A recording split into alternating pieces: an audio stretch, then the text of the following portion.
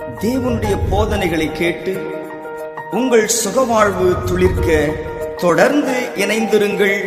உங்கள் grace TV.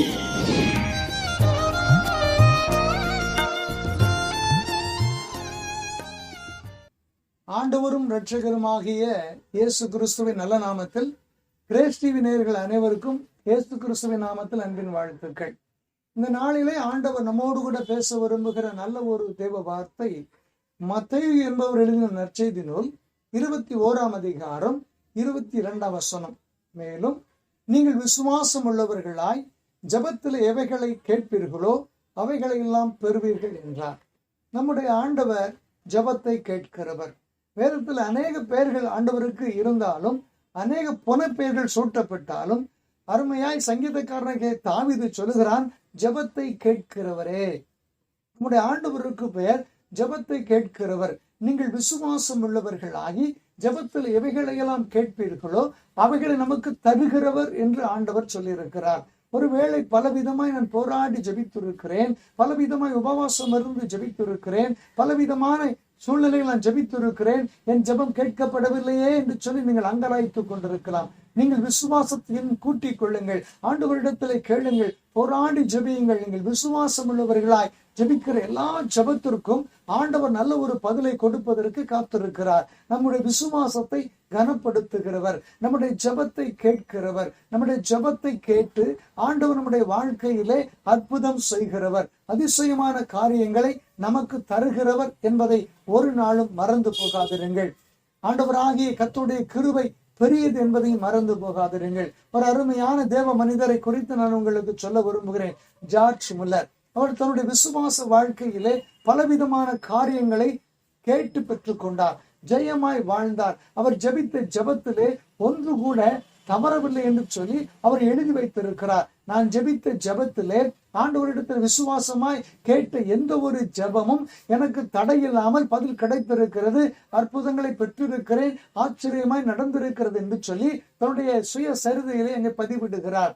நான் அவரை குறித்து உங்களுக்கு தெரிந்த ஒரு சம்பவத்தை சொல்ல விரும்புகிறேன். அவர் அனாதை இல்லம் ஒன்றை நடத்தி வந்து கொண்டிருந்தார் என்பதை நாம் அறிந்திருக்கிறோம். ஒரு நாள் அங்கே உணவு தட்டுப்பாடு ஏற்பட்டது, ரொட்டிக்கும் பாலுக்கும் தட்டுப்பாடு ஏற்பட்டு விட்டது. உடனடியாக அவர் சோர்ந்து போகாமல் ஜெபிக்க ஆரம்பித்தார். இரவு முழுவதும் ஜெபிக்கிறார்கள்.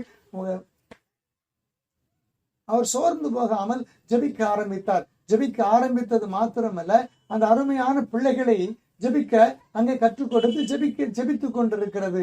உடனடியாக ஜெபித்துக் கொண்டே இருக்கிறார்கள். ஆண்டவர் அற்புதம் செய்வார் என்று சொல்லி விசுவாசத்தோடு ஜெபித்துக் கொண்டிருக்கிறார்கள். ஆனால் ஜார்ஜ் முல்லரோ விசுவாசத்தில் தளர்ச்சி அடையவில்லை. எப்படியாகிலும் கர்த்தர் நிச்சயமாய் என் பிள்ளைகளை போஷிப்பார், என் பிள்ளைகளை போஷிப்பார் என்று விசுவாசம் உடையவராய் காணப்பட்டார். உடனடியாக திடீரென்று கதவு தட்டப்படும் சத்தம் கேட்டது. உடனடியாக திறந்து பார்த்தால் ஒரு மனிதன் ஒரு சம்பவத்தை சொல்கிறான். ஐயா, இது அனாதை ஆசிரமம் என்று கேள்விப்பட்டேன். நான் ஒரு பால் வண்டியிலே வேலை செய்து கொண்டிருக்கிறேன். இந்த வழியா என்னுடைய வண்டி போகிற போது பஞ்சராகி போய்விட்டது. பஞ்சராகி போனபடியினால் குறிப்பிட்ட இடத்திற்கு இந்த பாலை கொண்டு செல்ல முடியாது, கொண்டு சென்றால் கெட்டு போய்விடும். ஆகவே உங்கள் பிள்ளைகளுக்கு நான் கொடுக்கலாமா என்று சொன்ன போது சந்தோஷமாக ஏற்றுக்கொண்டார். இப்ப என்ன தேவை? அடுத்து ரொட்டி தேவை. உடனடியாக திரும்பவும் ஜெபிக்க ஆரம்பிக்கிறார்கள்.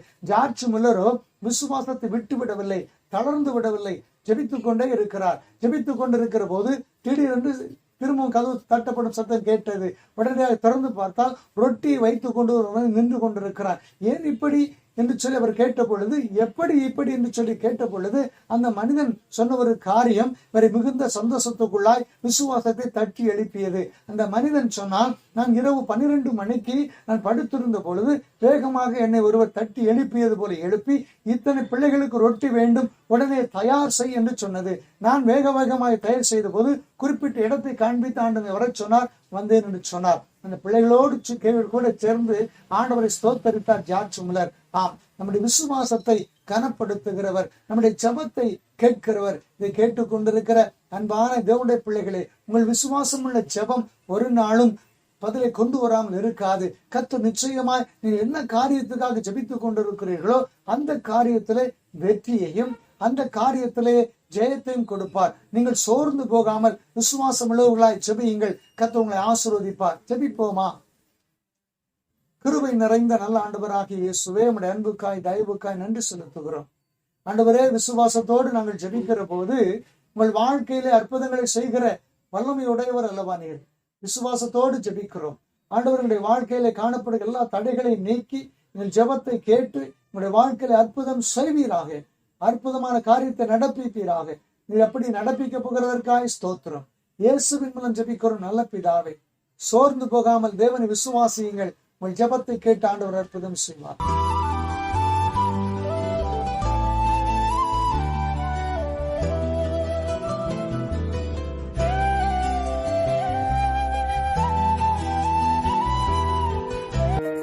தேவனுடைய போதனைகளை கேட்டு உங்கள் சுகவாழ்வு துளிர்க்க தொடர்ந்து இணைந்திருங்கள்.